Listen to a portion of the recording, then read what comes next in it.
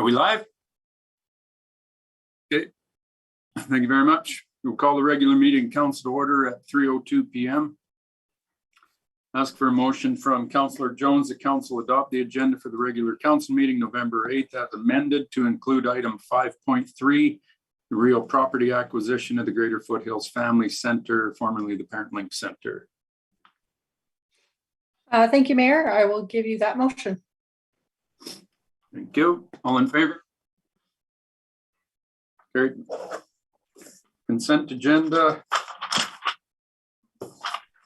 Approvals. Ask for a motion from Councillor Nychuk that the following are adopted by omnibus motion in accordance with council's procedure bylaw. October 12th, regular council, October 25th, organizational meeting of council minutes, and the strategic priorities chart. I'll give you that motion, Mr. Mayor. Very much. All in favor? Carried. No public comments. Go right into internal, external board and committee reappointments with Kieran. Good afternoon, Mayor and Council. Every year, Council considers the approval of the proposed Town of High River Board and Committee citizen appointments. It is important for the Town of High River as a whole to have qualified volunteers serving on the various boards and committees throughout our community. These volunteers are dedicated and committed to the future of our community and ensure that these boards and committees remain an integral part of the town. The following are the governing bylaws for the town's existing boards and committees: Community Vitality Advisory Committee bylaw, Assessment Review Boards bylaw, Subdivision and Development Appeal Board bylaw, and High River Library Establishment bylaw. The proposed Town of High River Board and Committee citizen reappointments for November 1st, 2021 to October 31st, 2022 are as outlined in the agenda package. As these are all reappointments, administration will continue to advertise openings for the remaining vacancies on the Town of High River boards and committees and return to council at a future date with recommendations. Should council choose to approve the proposed Town of High River board and committee citizen appointments and reappointments, administration will inform the applicants of council's decision and update our records accordingly. I'm now open to answer any questions council may have. So all of these are reappointments to their existing committees, boards they sit on, correct, Kieran? Yes, sorry, they're just reappointments for now. None of them have gone to jail between the time they served last time till now. Everybody's clean. Yeah, got criminal records checks. Any questions from council? I'll ask for a motion from, Jamie Kinghorn, go ahead. Thank you, Mayor Snodgrass. Kieran, at the last airport board meeting, they were talking about sending out a notice to all leaseholders that these board positions were becoming open. And it sounds like what we're doing here now for these is we're appointing them now for another 3-year term, if I read this properly. There was discussion between us and the airport board just on the reappointments. We got a list from the county stating what reappointments that they were doing. So we did move forward with that, but I can pass to Jody if she has anything else to add to that. Yeah, I don't really have anything to add, Councillor Kinghorn. That's something that I wasn't aware of. So if there is something else that, if these appointments are no longer to be coming through for the High River Regional Airport Board, we need to make that note. No, the appointments still need to happen. It's just that my understanding was that they were going to circulate it out to all leaseholders looking for people that wanted to step up into these positions. Okay. And that was, in fact, I saw the email on it this morning. It went out this morning to a couple people with the application. Okay, we do still have some vacancies on that board, so. Do we? Because there's 3 leaseholders. I believe we lost. Sorry, Councillor Kinghorn. I believe that we lost 1. Okay. Who's the one? Karen, is that correct that we lost 1 that wasn't going to be reappointed? I'm just trying to pull up the spreadsheet here. Sorry about that. Mayor Snodgrass, if I may, could we go ahead with the motion by editing it simply to remove the High River Regional Airport appointees until we get clarification? We can always do that next meeting. Yep, 100%. then we can move the meeting along. Thank you.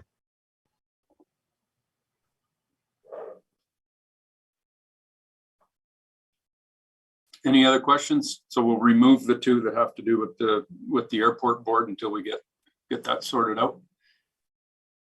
No further questions. I'll ask for a motion from Councillor Barton that council approve the proposed Town of High River Board and Committee citizen reappointments for November 1st, 2021 to October 31st, 2022. And I'll just go through them quickly. Angela Caldwell, a couple of them are, well, yeah, I guess it's for the 1 year that we deal with it right now. Angela Caldwell to CVAC, Rob Whitfield to CVAC, Angie Brown to CVAC, Rob Bennington to the Assessment Review Board, Sunday Clark to the Assessment Review Board, Tom Sales to Assessment Review Board, Jim Graham to the Library Board, Pat Sherrock to the Library Board, and Sunday Clark to the Subdivision and Appeal Board. And the council direct administration to advertise openings for the remaining vacancies on the Town of High River boards and committees and return to council at a future date with recommendations. And I'll leave it at that. Mayor Snodgrass, yeah, you have my motion. Thank you. Any further questions on the motion? All in favor? Carried. Done, done, and done. Get the airport board appointments figured out. We'll deal with that next meeting. Thanks, Karen. We are on to 5.2, the water plant transmission lines. Kaylee? Good afternoon, Mayor Snodgrass and Council. My name is Kaylee Erdman, and I'm the Manager of Engineering Services. I'm just going to double check. Can everyone hear me? Perfect. My mic doesn't always work, so. Before you this afternoon is a report for the water transmission plant condition assessment. Administration had issued an RFP to the public for receival of proposals to look at getting the condition assessments completed on our water lines, our transmission water lines and our raw water lines at the water plant. The reason why we did this is we had a break back in 2020 where we had an opportunity to get a look at the pipe, and it was quite corroded. Now, for history, the plant was built between the years of 1980 and 1985, so that's roughly where our age of pipes are sitting at right now. Some are ductile iron and some are steel. We haven't done this type of assessment before on the transmission lines. We were unaware of what the cost of a project of this magnitude could be. We received 4 proposals, all of which were above our budget. And right now, annually, we are budgeting in an operating budget of $100,000 to complete condition assessments. And these condition assessments are helping us collect data for our asset management, understanding all of our assets the town has and that we're maintaining and planning for future projects. So today we're here with a request for award to one of our proponents, and also for an increase in the budget to allow us to move forward with this award. Now, even though the award would take place this year, the project would start this year. However, it will span into 2022 because there's a fair amount of pre-planning to be done with the consultant to ensure we understand exactly how this project's going to go forward and what may be needed from town staff as well, is also in the field, and any excavation that may be required. The civil work was excluded from all proposals, and this was likely due to the fact that each water plant is quite different from another, from one town to the next. With our plant and our raw water lines, we're lucky in the sense that we have access to all of our raw water lines via vault, and all the pipes at the plant are above ground. So we don't have excavation in that part of the project. However, we will see some excavation on our potable water lines, which is where some additional fees will come into play. And that's why you'll see that in our fee request for the budget increase. That's pretty much all I have to offer. This is going to provide us with a bunch of information that's going to allow us to appropriately plan for any mains replacements that need to take place on our potable water lines. They do provide the main source of water lines to different areas of the town.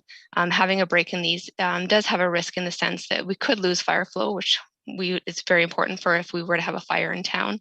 Additionally, if we were to have a break and we were to lose any type of pressure on the pipe, we could have some boil water advisories come upon us as well.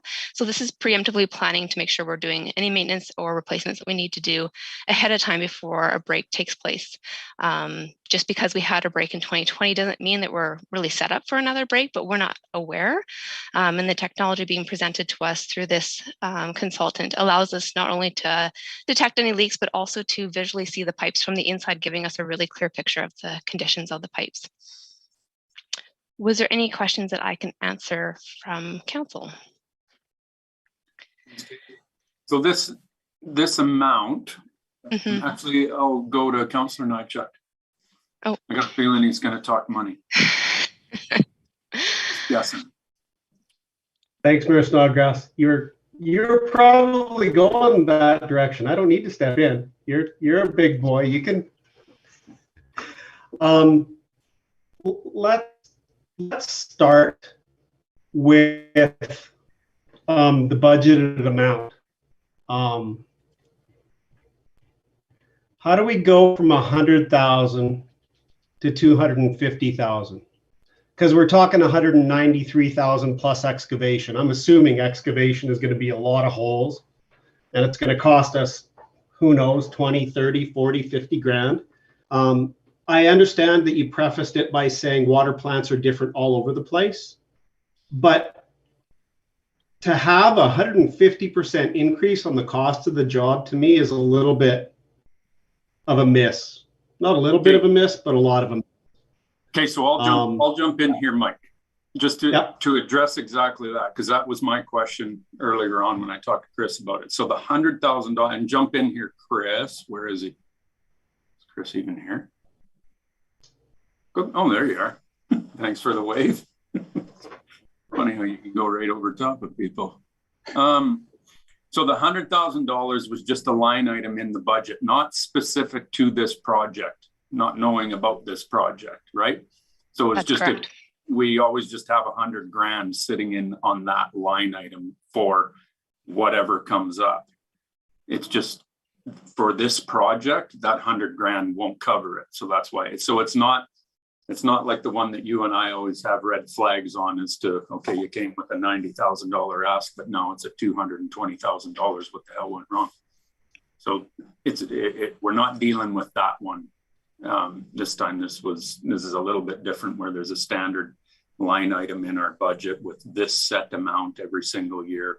This project is over and above that. So that's why that's the extra 150, because you never know what project it's going to be. Fair enough. Before your head completely explodes, I'll jump in.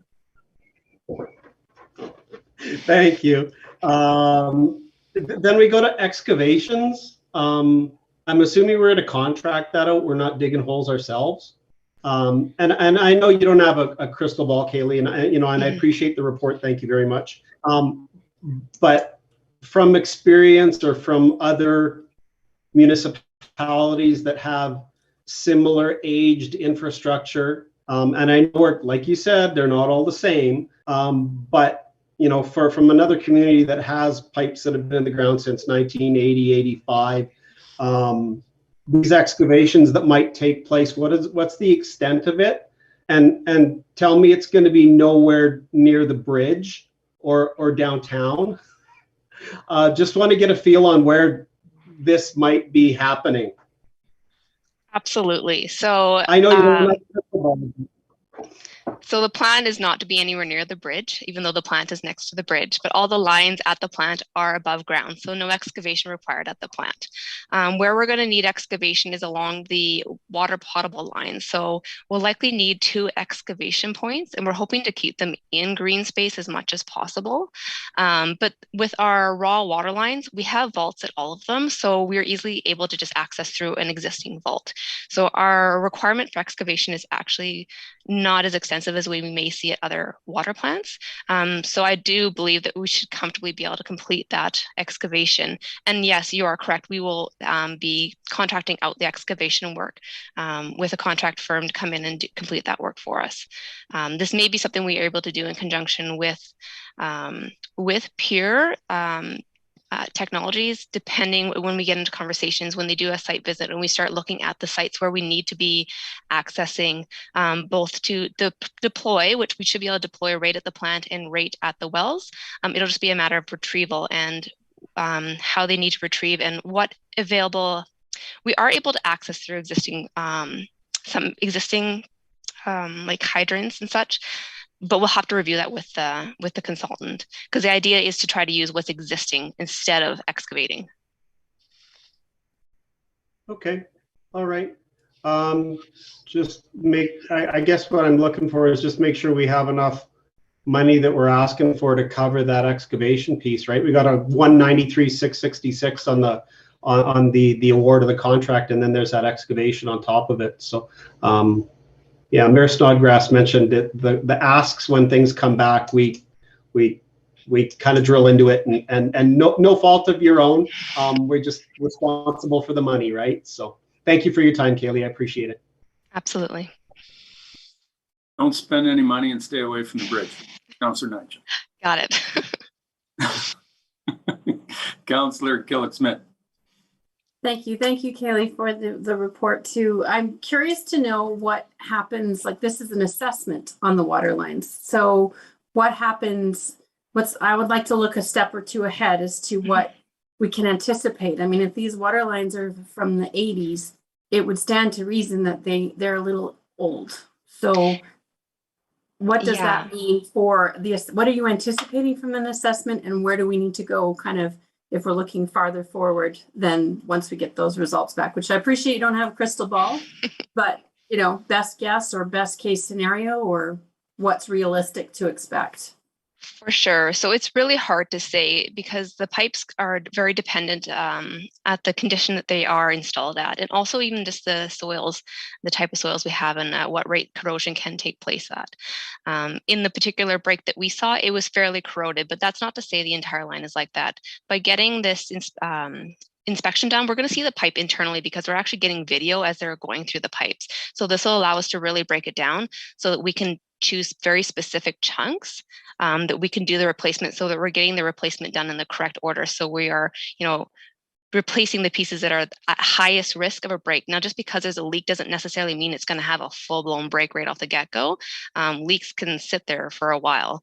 It's just a matter of trying to, if we can find them, and if we can see the condition of the pipe, we can preemptively plan so that we're not having that break, because the turnaround on a break, for instance, the last break we had to find a valve. Well, we couldn't find a valve. It took us 2 days to get the valve hot shotted up from Chicago, and a fairly large bill that went with it to be able to repair that single break.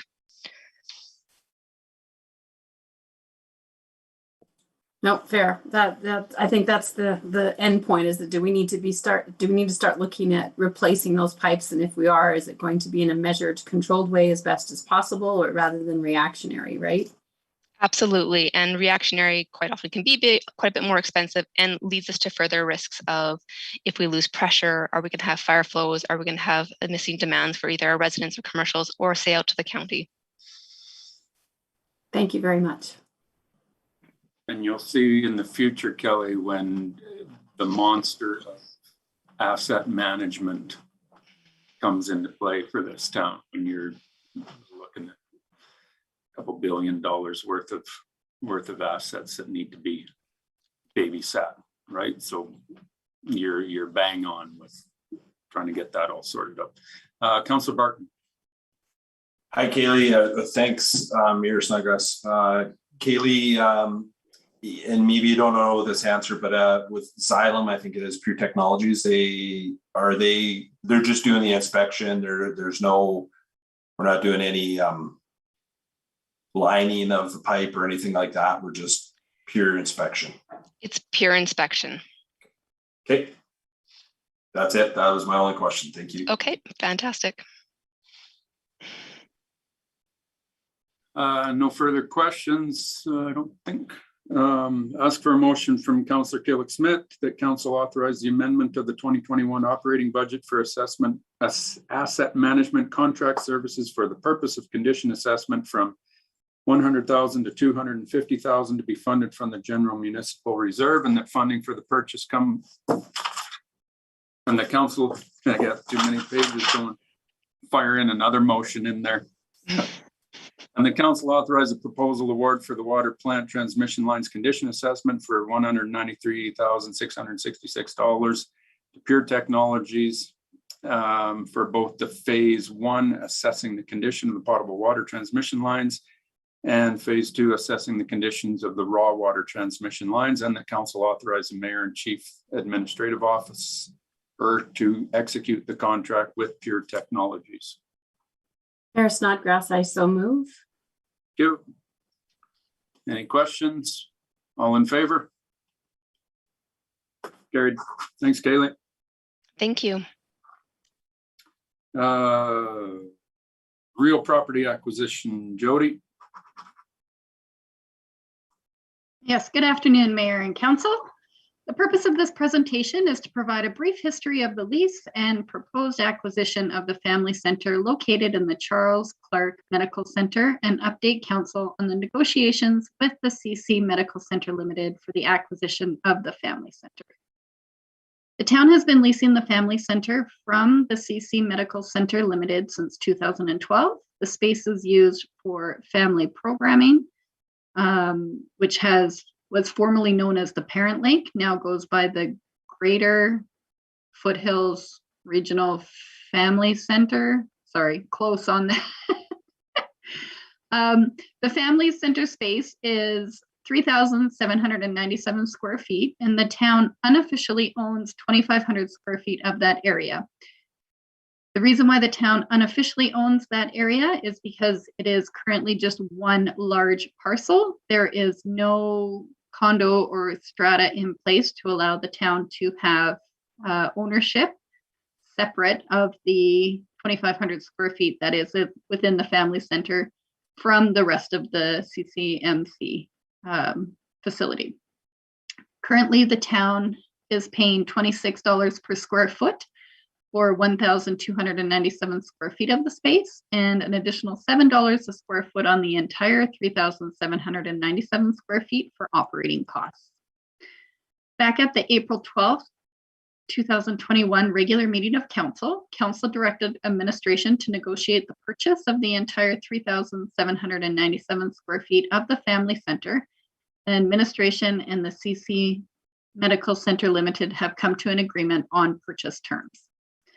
This was based on an independent appraisal that the CC Medical Center Limited Group provided by Atkinson Appraisal Consultants. It was for the approximate 1,300 square feet, that balance of the Family Center. And this also includes 500 square feet of basement storage. The appraised value was $370,000.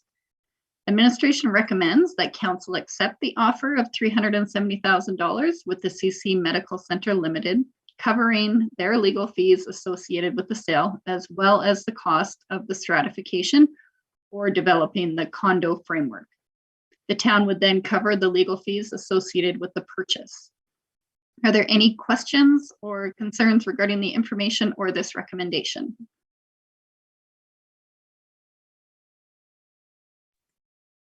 Nigel?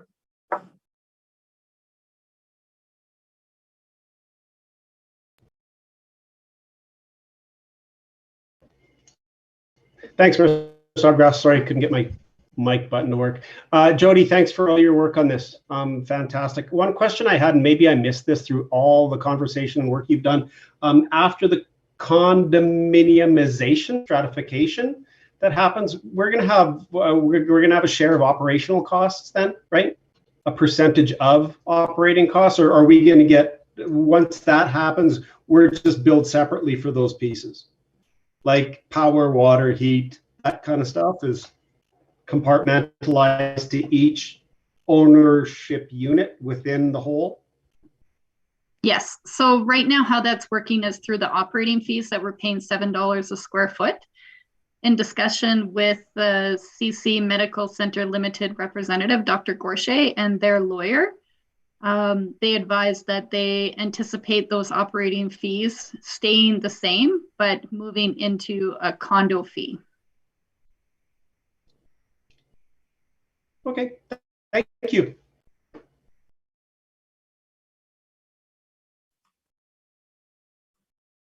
No further questions. I'll ask for a motion from Councillor Walsh.